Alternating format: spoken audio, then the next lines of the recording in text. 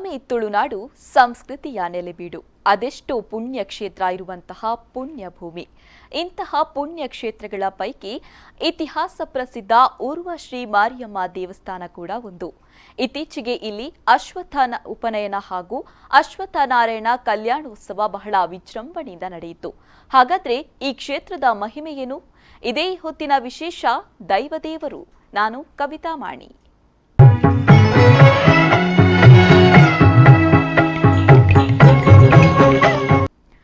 ಇತಿಹಾಸ ಪ್ರಸಿದ್ಧ ಊರ್ವಶ್ರೀ ಮಾರಿಯಮ್ಮ ದೇವಸ್ಥಾನ. ಇಲ್ಲಿ ವೇದ ಘೋಷಗಳಿಲ್ಲ. ಭಕ್ತರ ಸೌಖ್ಯ ಕೋರಿ ಅರ್ಚಕರು ಸಲ್ಲಿಸುವ ಪ್ರಾರ್ಥನೆಯೇ ಮಂತ್ರ ಪಠಣ. ಮಡಿಕೆ ಮಾಡಿ ಬದುಕು ಕಟ್ಟುವ ಕುಂಬಾರರೇ ಇಲ್ಲಿ ಅರ್ಚಕರು. ಇದು 800 ವರ್ಷಗಳ ಇತಿಹಾಸ ಹೊಂದಿರುವ ಮಂಗಳೂರಿನ ಊರ್ವ ಮಾರಿಯಮ್ಮ ದೇವಸ್ಥಾನದ ವಿಶೇಷ. ಹಾಗಾದ್ರೆ ಈ ಕ್ಷೇತ್ರದಲ್ಲಿ ಇನ್ನೂ ಏನೆಲ್ಲ ವಿಶೇಷತೆ ಇದೆ ಹೇಳ್ತೇವೆ ನೋಡಿ.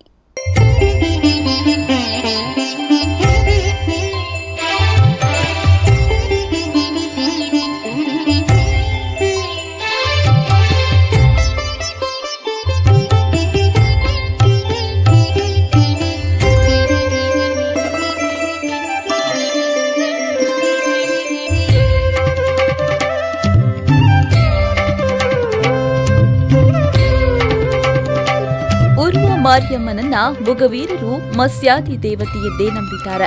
ಲಕ್ಷಾಂತರ ಮಂದಿ ಭಕ್ತರಿರುವ ಸುಂದರ ದೇಗುಲವಿದು. ಇಲ್ಲಿನ ಆಡಳಿತ ಮೊಗವೀರರದು. ಆದರೆ ಪೂಜೆ ಮಾಡಲು ಕುಂಬಾರರೇ ಆಗಬೇಕು. ಸುಮಾರು 15 ಕುಂಬಾರ ಮನೆಗಳು ದೇವಸ್ಥಾನದ ಪಕ್ಕದಲ್ಲೇ ವಾಸಿಸ್ತಾ ಇದೆ. ಇಲ್ಲೇ ಮಣ್ಣಿನ ಮಡಿಕೆಗಳನ್ನ ತಯಾರಿಸಿ ಕುಲ ಕಸುಬನ್ನ ನಡೆಸಿಕೊಂಡು ಬರ್ತಾ ಇದ್ದಾರೆ.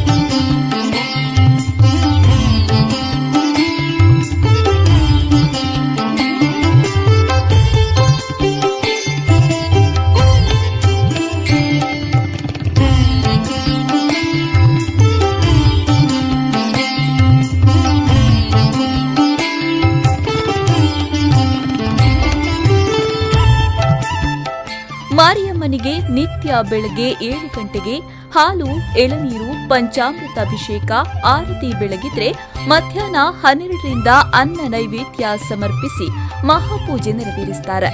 5ರಿಂದ ಪುಷ್ಪಾರ್ಚನೆ ಮಾಡಿ ರಾತ್ರಿ 7:30ಕ್ಕೆ ಪೂಜೆ ನಡೆಸೋದು ಇವರ ನಿತ್ಯ ಕಾಯಕ.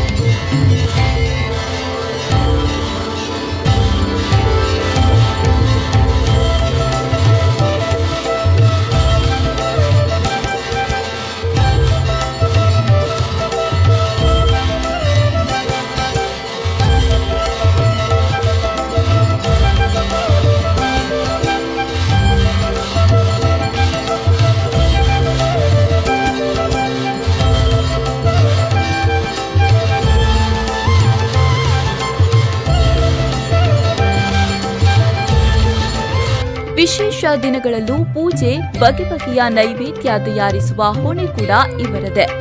ಅದ್ಯಾವುದೋ ಕಾರಣಕ್ಕೆ ಕರಾವಳಿ ತಲುಪಿದ ಕನ್ನಡ ಕುಂಬಾರರ ಕುಟುಂಬಿಕರು ಉರ್ವದಲ್ಲಿ ನೆಲೆಯೂರಿದ್ರು. ಪರಮ ದೈವ ಭಕ್ತರಾಗಿರುವ ಇವರು ಅಲ್ಲಿಂದ ಬರುವಾಗ ಜೊತೆಗೆ ತಮ್ಮ ಮನೆದೇವರಾದ ಈಶ್ವರ, ಅಮ್ಮನೂರು, ಎಲ್ಲಮ್ಮ, ಜಕ್ಕಣಿಯನ್ನ ಕರೆದುಕೊಂಡು ಬಂದಿದ್ರು.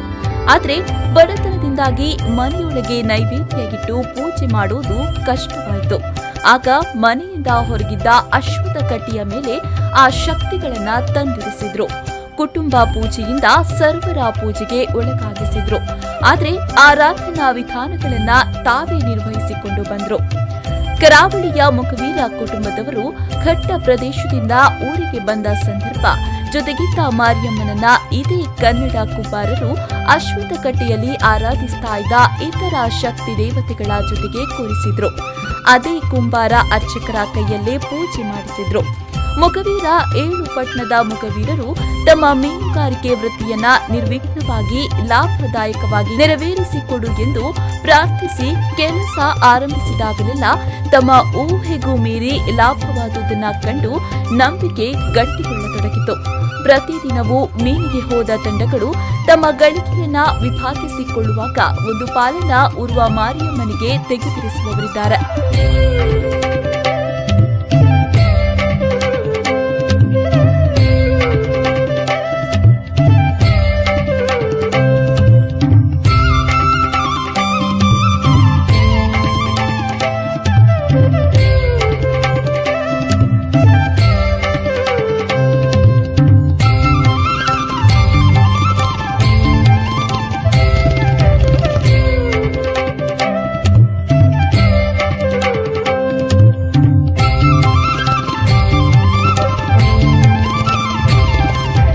ಮತ್ಸ್ಯ ಸಮೃದ್ಧಿಯನ್ನ ಕೋರಿ ಪ್ರಾರ್ಥನೆ ಸಲ್ಲಿಸಿ ತೆಗೆದಿರಿಸಿದ ಕಾಣಿಕೆಯನ್ನ ಆಗಾಗ ಬಂದು ಸಲ್ಲಿಸ್ತಾ ಇರ್ತಾರೆ.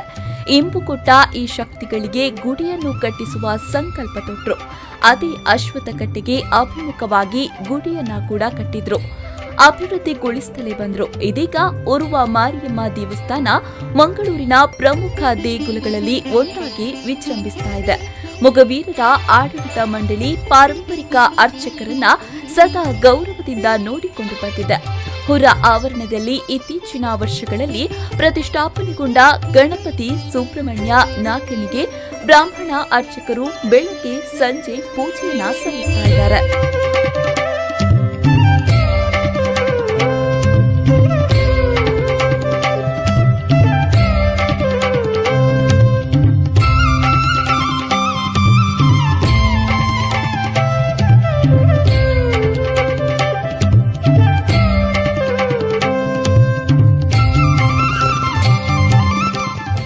ಇತ್ತೀಚೆಗೆ ಉರ್ವ ಶ್ರೀ ಮಾರಿಯಮ್ಮ ಕ್ಷೇತ್ರದಲ್ಲಿ ಅಶ್ವತ್ಥ ಉಪನಯನ ಹಾಗೂ ಅಶ್ವತ್ಥನಾರಾಯಣ ಕಲ್ಯಾಣೋತ್ಸವವು ಕೋಡಿಕಲ್ ಬ್ರಹ್ಮಶ್ರೀ ಸುಬ್ರಹ್ಮಣ್ಯ ತಂತ್ರಿಯವರ ಪೌರೋಹಿತ್ಯದಲ್ಲಿ ವಿಜೃಂಭಣೆಯಿಂದ ನೆರವೇರಿತು.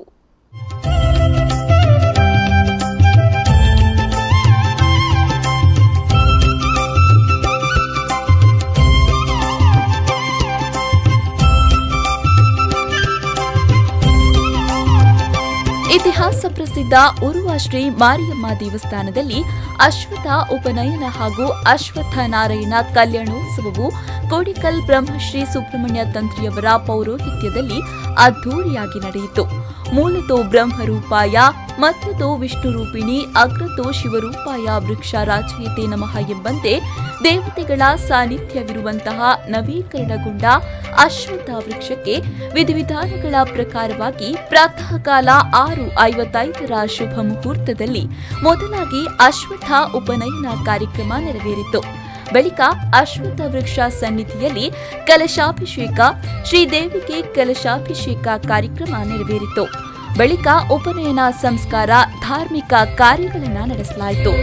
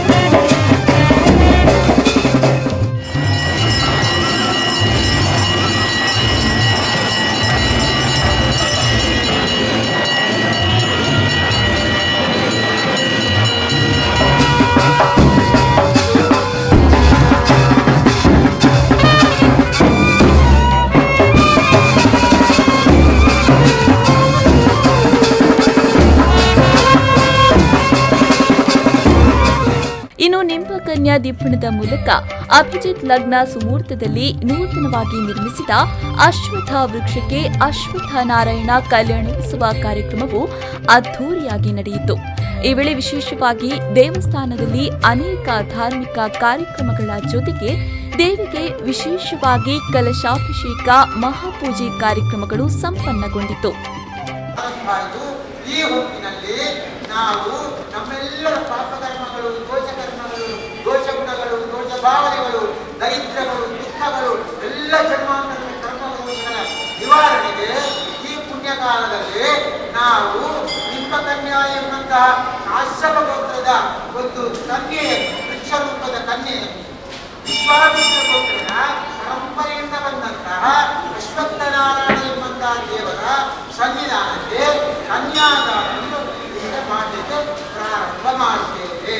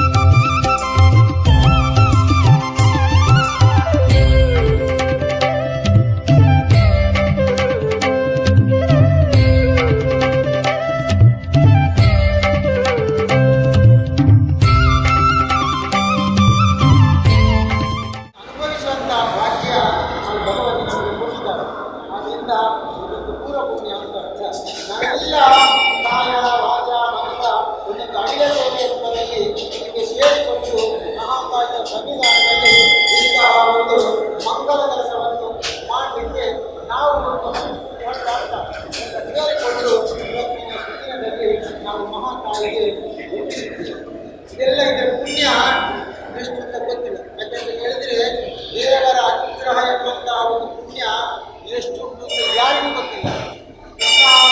ಸಭೆಯಲ್ಲಿ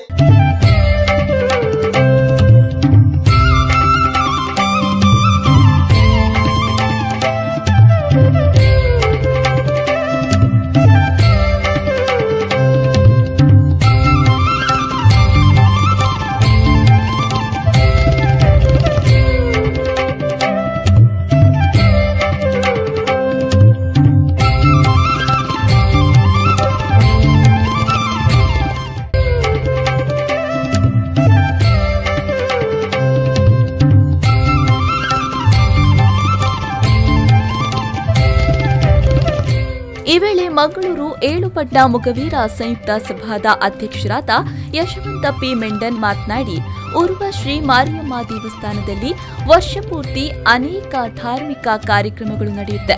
ಹಾಗೆ ಈ ವರ್ಷ ವಿಶೇಷವಾಗಿ ಅಶ್ವತ್ಥನಾರಾಯಣ ಕಲ್ಯಾಣೋತ್ಸವ ನಡೆಯಿತು ಎಂದು ತಿಳಿಸಿದರು.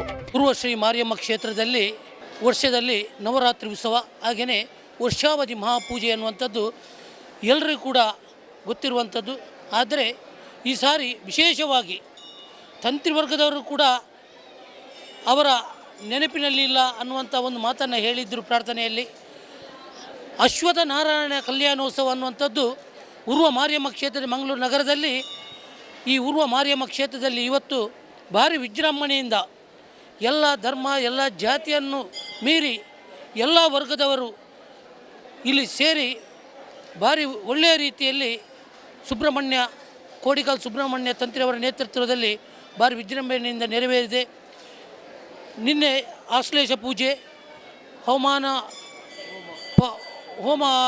ಹವನಾದಿಗಳು, ಹಾಗೆಯೇ ಮೊನ್ನೆ ದಿವಸ ವಾಸ್ತು ಹೋಮಗಳೆಲ್ಲ ನಡೆದು ಇವತ್ತಿನ ದಿನ ಬೋಳೂರು ಮೊಗವೀರ ಗ್ರಾಮ ಸಭಾದಿಂದ ದಿಬ್ಬಣ, ಮದುಮಗಳ ದಿಬ್ಬಣ ಅನ್ನುವಂಥ ಏನು ಹೇಳ್ತೇವೆ ಅದ ಭಾರಿ ವಿಜೃಂಭಣೆಯಿಂದ ಮೆರವಣಿಗೆ ರೂಪದಲ್ಲಿ ಚೆಂಡೆ ವಾದ್ಯಘೋಷಗಳೊಂದಿಗೆ ಬಳಿಕ ಕ್ಷೇತ್ರದ ಆಡಳಿತ ಮುಕ್ತೇಸರರಾದ ಹರಿಶ್ಚಂದ್ರ ಕರ್ಕೇರ ಬೈಕಂಪಾಡಿ ಮಾತನಾಡಿ, ಸುಬ್ರಹ್ಮಣ್ಯ ತಂತ್ರಿಯವರ ಮಾರ್ಗದರ್ಶನದಂತೆ ಈ ಎಲ್ಲಾ ಕಾರ್ಯಕ್ರಮವೂ ನಡೆದಿದೆ.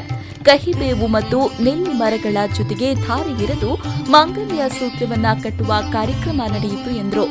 7 ವರ್ಷ ಆದ ಐಕೊಂಜಿ ಕನ್ಯಾದಾನ ಪಂಡ ಐಕೊಂಜಿ ಮದುವೆ ಮಲ್ಪನ ಕಾರ್ಯಕ್ರಮ ಶಾಸ್ತ್ರೋತ್ತರವಾದ ಸುಬ್ರಹ್ಮಣ್ಯ ತಂತ್ರಿನ ನೇತೃತ್ವಡು 6 ಪಲ್ಲಕ 6 ಓವು ಐಕು ಓ ಮತ ವಿಧಿವಿಧಾನ ಮಲ್ಪಡ ಅವೇನು ಆ ವಿಧಾನ ಪ್ರಕಾರ ಮಲ್ತದ್ದು ಆ ಕೈಬೇವು ಬಕ್ಕ ಲೆನ್ಲಿ ಮರತ ಒಟ್ಟಿಗೆ ಒಂಜಿ ಮದ್ಮೆದ ಕಾರ್ಯಕ್ರಮ ದಾರ ಇರೋದು ಎಂಚ ನಮ್ಮ ಮದ್ಮೆ ಮತ ಆಪಣ ಅಂಚನೆ ಆಹಾರ ಬದಲಾವಣೆ ಕರೆಯಮನಿ ಕಟ್ಟುಣ ಅಂಚನೆ ಬೇತೆ ಓ ಮತ ವಿಧಾನ ಉಂಡ ಅವು ಮಾತ ಓಮಾದಿ ಇತ್ಯಾದಿ ಮಲ್ತದ್ದು ಶಾಸ್ತ್ರೋತ್ತರವಾದ ಎಡ್ಡೆ ರೀತಿಯಲ್ಲಿ ಮಲ್ತದ್ದು. ಇನ್ನು ಸುನಿಲ್ ಪೈ ಮಾತನಾಡಿ, ಈ ಅಶ್ವತ್ಥ ವೃಕ್ಷದ ಕಲ್ಯಾಣೋತ್ಸವ ಕಾರ್ಯಕ್ರಮದಲ್ಲಿ ನಾವು ಕುಟುಂಬ ಸಮೇತರಾಗಿ ಭಾಗಿಯಾಗಿರೋದು ದೇವರ ಕೃಪೆಯಿಂದಾಗಿಯೇ. ಈ ಧಾರ್ಮಿಕ ಕಾರ್ಯಕ್ರಮದಲ್ಲಿ ಅನೇಕ ಭಕ್ತರು ಭಾಗಿಯಾಗಿದ್ರೆ ಎಲ್ಲರಿಗೂ ದೇವರು ಶುಭವನ್ನ ತರಲಿ ಅಂತ ಸಂತಸ ವ್ಯಕ್ತಪಡಿಸಿದ್ರು. ನಿನಗೆ ಅಶ್ವತ್ಥಕ್ಕೆ ಉಪನಯನ ಮಾಡೋ ಯೋಗ ಇದೆ, ಅದು ನೀನು ಮುಂದಕ್ಕೆ ಮಾಡಬೇಕು ಸಹ ಅಂತೇಳಿ ಅವರು ಒಂದು ನನಗೆ ಹೇಳಿದರು. ಅದರ ಪ್ರಕಾರ ನಾನು ಎಲ್ಲಿಯಾದರೂ ಅಶ್ವತ್ಥಕ್ಕೆ ಉಪನಯನ ಮಾಡಿಸಬೇಕು ಎಂಬ ಹಂಬಲ ನನ್ನ ಮನಸ್ಸಲ್ಲಿ ಇತ್ತು. ಹಾಗೆ ಇಲ್ಲಿ ಈ ಕ್ಷೇತ್ರ ಮಾರಿಯಮ್ಮ ಕ್ಷೇತ್ರದಲ್ಲಿ 7 ವರ್ಷದ ಹಿಂದೆ ಒಂದು ಹೊಸ ಅಶ್ವತ್ಥ ಸಸಿಯನ್ನು ಇಲ್ಲಿ ಇಟ್ಟರು.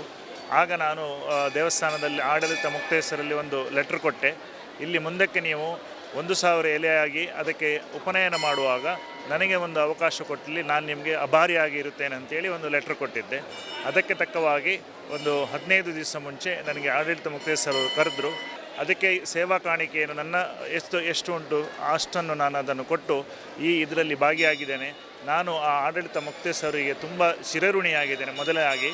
ಹಾಗೂ ಇಲ್ಲಿಯ ಇದು ಮಾಡುವ ಭಾಗ್ಯ ಅಂತ ಎನಿಸಬೇಕು, ಆ ಯೋಗ ಅಂತ ಸಹ ಎನಿಸಬೇಕು. ಆ ಮಾರಿಯಮ್ಮನ ಒಂದು ಭಾಗ್ಯ ಮತ್ತು ಯೋಗದಿಂದ ಮಾತ್ರ ಇದು ಸಾಧ್ಯ. ನನ್ನ ಹೆಸರು ಸುನಿಲ್ ದತ್ ಪೈ ಹೇಳಿ, ನನ್ನ ಪತ್ನಿ ಹೆಸರು ಪ್ರಿಯಾ ದತ್ ಪೈ ಮತ್ತು ನನ್ನ ಮಗಳ ಹೆಸರು ಗೌರಿ ದತ್ ಪೈ. 3 ಮಂದಿ ಕೂತು ಕೂಡ ಈ ಕಾರ್ಯಕ್ರಮವನ್ನು ನಾವು ಮಾಡಿದ್ದೇವೆ. ಮತ್ತು ಊರಿನ ಎಲ್ಲ ಜನರು ಬಂದಿದ್ದಾರೆ. ನಮಗೆ ಮಾತ್ರ ಅಲ್ಲ, ಎಲ್ಲ ಊರಿನ ಜನರ ಯಾವುದೇ ಅವರದ ಕಷ್ಟ ಕಾರ್ಪಣ್ಯ ಇದ್ದರೂ ಕೂಡ ಯಾರು ಇಲ್ಲಿ ಏನು ಇವತ್ತು ಬೇಡ್ತಾರೆ ಅದು ಆಗಲಿ ಅಂತೇಳಿ ನಾವು ಆಶಿಸ್ತೇವೆ. ಈ ಧಾರ್ಮಿಕ ಕಾರ್ಯಕ್ರಮದ ಪ್ರಯುಕ್ತ ಉರುವ ಶ್ರೀ ಮಾರಿಯಮ್ಮ ದೇವಸ್ಥಾನದಲ್ಲಿ ದೇವರ ಪ್ರಸಾದ ವಿತರಣೆ, ಅನ್ನ ಸಂತರ್ಪಣೆ ನಡೆಯಿತು. ಇನ್ನು ಕಾರ್ಯಕ್ರಮದಲ್ಲಿ ಆಡಳಿತ ಮಂಡಳಿ, ಭಕ್ತಾದಿಗಳು ಹಾಗೂ ಅನೇಕ ಗಣ್ಯಾತಿ ಗಣ್ಯರು ಉಪಸ್ಥಿತರಿದ್ದರು.